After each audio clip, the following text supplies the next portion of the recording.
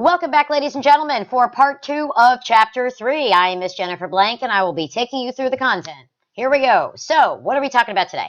We are going to talk about tracking business cycles, economic growth, and technology and productivity. So, what exactly is a business cycle? Well, it's the cycle of expansion or growth and contraction or recession or depression in an economy. Let's be real. Recessions and depressions will occur, as unfortunately we are most intimately aware. We just experienced a recession. How lovely was that? So they will occur, but expansions will also occur. Hello, welcome to the 90s.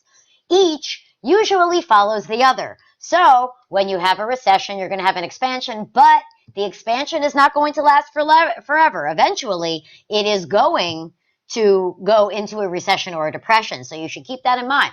Macroeconomic policy seeks to achieve as much growth as possible while at the same time minimizing recessions and depressions as much as possible. Okay. Microeconomics is more concerned with the individual business, how the individual business or person is going to ride out the recession and improve their situation during an expansion. All right. So predictions. This is a key role of economists. They try to predict what's going to happen to the economy and when. They want to determine which way it's headed, and they want to help individuals, businesses, and government make good decisions and help determine what actions to take, if any. This is the goal of economists. So, what is a big idea in business cycles? Well, we need to be concerned about GDP. And I know that I said our focus this semester was going to be on microeconomics, and it is. But you still need to be aware of what gross domestic product is, because that's the nation's income. That's effectively how well the nation as a whole is doing. And if the nation as a whole isn't doing too well, guess what? Individual businesses are not going to be doing well either. So what is gross domestic product, or GDP? It's the total value of all final goods and services produced in a country in a given year. Like I said, it's effectively our national income. It is the best measure of economic health and growth. Individual businesses are going to make decisions of whether to expand, whether to lay off employees or close down factories based on the GDP and how it's going. If the GDP is looking good, looking like it's moving up, then they might decide to invest in a new factory, hire some more workers perhaps. If it's not looking good, if it's looking like the GDP is going down, then they're certainly not going to expand, and they may in fact shrink. So this is important to know. So two types, there's real and there's nominal. All right, so real versus nominal GDP. So like I said, GDP is the output of goods and services produced by labor and property located in the United States. This is another way to think of it, another version of the definition. Real GDP is the actual growth of the economy. It accounts for inflation, and inflation is an overall rise in prices generally. Nominal GDP is the growth of the economy not adjusted for inflation. So why do we have both of these things? Well, I'll explain that in a second. So, more on GDP. What's included? Domestically produced final goods and services, including capital goods, new construction of structures, and changes to inventories. What is not included? This is important. This is very key. Listen to this. Intermediate goods and services, inputs, used goods, stocks and bonds, foreign produced goods and services. One thing I always love to point out, stocks and bonds. So listen, all you fancy bankers and stock people, you are not contributing to GDP.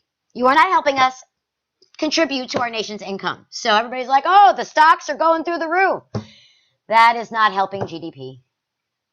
Not directly anyway. So I always like to point that out, because people, oh, stocks and bonds, and oh, look how exciting. No. It's not contributing to GDP. And we need, as a nation, to be more concerned about GDP. It's the stuff that we actually make. You know what I mean? That is important stuff. So how do we calculate? Yay!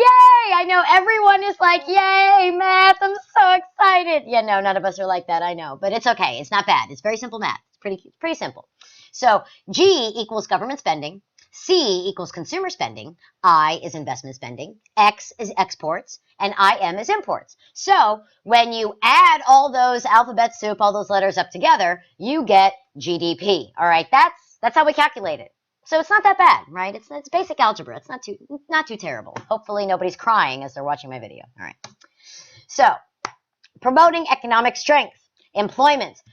A lot of people don't realize that zero unemployment is actually not good. It's probably not even possible, but it's not good. You actually want a 4 to 6% unemployment rate. That's a healthy economy. High unemployment is a bad economy. We know this. Demand for jobs exceeds supply, right? There's not enough jobs for all the people who want them, and standard of living goes down. But what people don't always think about is that extremely low unemployment is also a bad economy. There's not enough labor to fill the jobs, so the economy can't grow, and the standard of living does not improve or can get worse. So you want to be like, this is like, oh, it's too big, oh, it's too small, oh, it's just right. We're Goldilocks. We got to find the just right. The just right is 4 to 6%. All right. High, no good. Low, no good. All right. So that's important. Growth. Goal is a higher standard of living. If you increase GDP, generally, that means good economic growth, and that will wind up increasing the standard of living. So, stability and security. All right, economic stability equals a good economy. If we have faith in economic conditions, you have more investment by businesses and individuals. This is where the macro and the micro come together. This is where they get together and they're friends, okay? Because if the country as a whole is not going well, which is what the macro is concerned about, then the micro people, the businesses and individuals aren't going to invest. So it's important that both macro and micro are working together. The financial institutions are very important to promote stability and security. They regulate our currency, they regulate our interest rates, they ensure our bank deposits, our pension and retirement funds, and they also investigate fraud. We'll learn more about all these things later on in the course, but these are all very, very important ideas that it's important our financial institutions do that. Without this, we would not have stability or security. Economic citizenship. All right, listen, you need to vote and you need to pay attention. If you don't vote and participate, then someone else is going to make decisions for you. And it's going to be in their best interest. It's not going to be in yours. So you need to know about government and politics in order to understand economics. It's no accident that they are taught together, okay? At least in Florida, senior year, you get half a credit of econ, half a credit of gov. All right, this is on purpose, ladies and gentlemen, because you need to know about both of those things to really be able to successfully navigate our world. All right, you need to vote, you need to pay attention, you need to understand some of these basic concepts, because like I said, if you don't know it, somebody else does, and they're going to make decisions based on that. So it's important that you know and understand and that you participate. Very key. Progress. So how do we progress? How does that happen? Well, we have to look at innovation versus obsolescence, right? So we try to develop new methods, machines, tools, and knowledge that allows production to be more efficient. So that's good, but the people who were knowledgeable or who were employed by the old stuff, by the old industries, that stuff's going to become out of date. And that's going to not be good for those people, even though it's going to be better in the long run and for the economy as a whole. It's not going to be so good for some people. But do we want to stay obsolete and try to prop up the things that are out of date? Or do we want to push innovation? These are two things that are in conflict. And it's not always easy to tell which one we're in at any given point. It's a bit more complicated than we're portraying it here, but we're going to explore those ideas in class. Government's role. So they should be promoting innovation and invention. They can provide subsidies to companies to try new things, tax breaks, grants, and loans. They can fund research projects. Money to research universities is an example of that. And there's government agencies that innovate and invent new technologies. NASA, the United States military. You know where most of us are alive right now because of antibiotics, right? We all know what antibiotics are. Guess who invented it? The freaking military during World War II. We would not, I know I wouldn't be here. I would have died a long time ago. I probably would have died as a toddler because I needed antibiotics when I got sick. So there are things the government can help with and does do well where, you have people on either side. The government should do everything versus government should do nothing. We need to kind of, not be so absolute about things. There are good things the government does, like all that stuff. The American work ethic. Well, the old American work ethic. I think there's a debate happening right now over whether or not that still exists. Some people are arguing that we don't have it, but then others are pointing to statistics that say that we're more productive and work more hours than any other nation on earth in general. So we can have this little debate in class, but generally it's the commitment to the value of work. Historically, it has been our most desirable and best economic asset.